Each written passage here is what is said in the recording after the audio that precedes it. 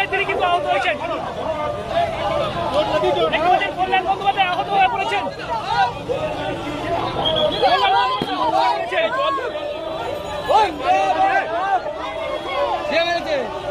কে মারলো?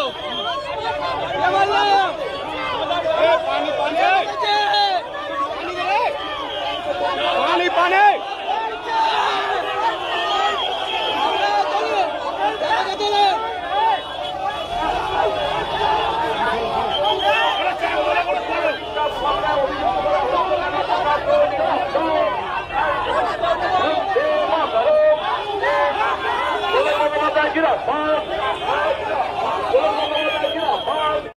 আমাদের প্রোগ্রাম হচ্ছে বলে আমি চণ্ডীতলা বাজার থেকে হেঁটে হেঁটে আসছিলাম, আমি একা, আর আমার সঙ্গে দুজন মাত্র পিএসও ছিল, আমি কাউকে নিয়ে আসিনি, একা একা আসছিলাম। এই চণ্ডীতলার মোড়টায় বিজেপির লোকেরা চিৎকার করে গালাগাল দিয়ে মাথায় দূর থেকে ঢিল কি বল, বড় ইউজ বল ছুঁড়েছে, আমি বুঝতে পারছি না।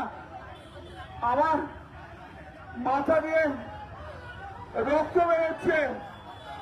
আমি তা সত্ত্বেও আমি আপনাদের কাছে বলতে এসছি একটাই কথা, আমাদের বলার মতো শক্তি নেই, আমার সত্যি বলার মতো শক্তি নেই। আপনারা বাংলার মানুষ, আপনারা চণ্ডীতলার মানুষ, আপনারাই বিচার করবেন যে এই যে গুন্ডাগার্দি করছে, এই যে এমপিদের যে মারছে, এটা কি ঠিক হচ্ছে? এখানে কোনো জনরোষ টনরোষ নেই। 7-8 জন লোক মিলে বিজেপির 10 জন গেরুয়া ফেটটি বেঁধে আমাদের আগেকে সব কর্মীদের মারধর করছিল, আর এখনো আমাকে পর্যন্ত ছাড়েনি। কৌশিকের মুখ ফাটিয়ে দিয়েছে।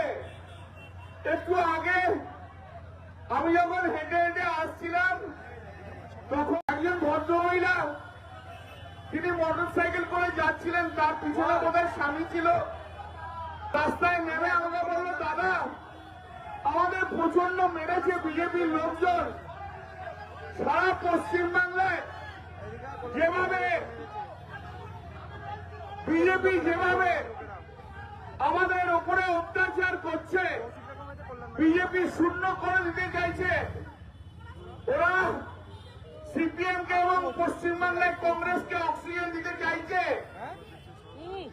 আমি আপনাদের কাছে আমি আমার এই মাইকের মাধ্যম দিয়ে আমি সারা বাংলার মানুষকে একটা জিনিসই বলতে চাই, যে আপনারা এই কর্মকে সমর্থন করছেন তো ওরা যেভাবে বিরোধীদের মারধর করছে, এমপিকে দেখলে ওপর থেকে ঢিল বা বল ছুট দিচ্ছে, আপনারা এটা পারবেন তো? আপনারা কি বাংলার এই পরিবর্তন আনতে চেয়েছিলেন?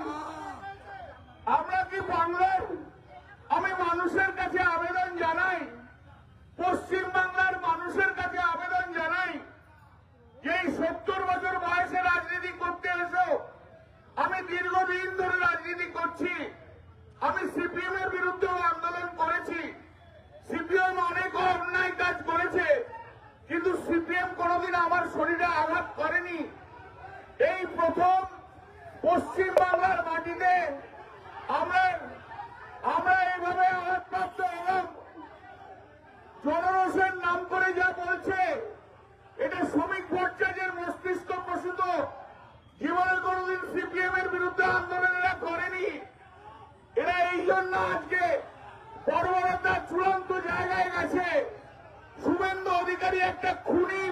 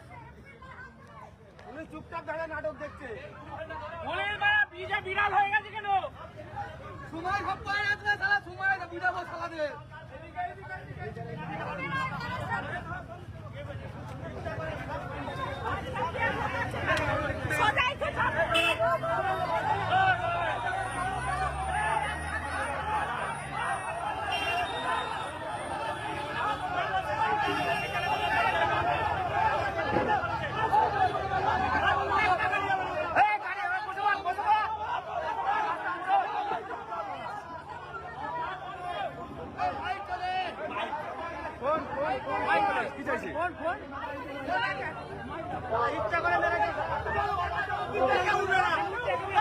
আমি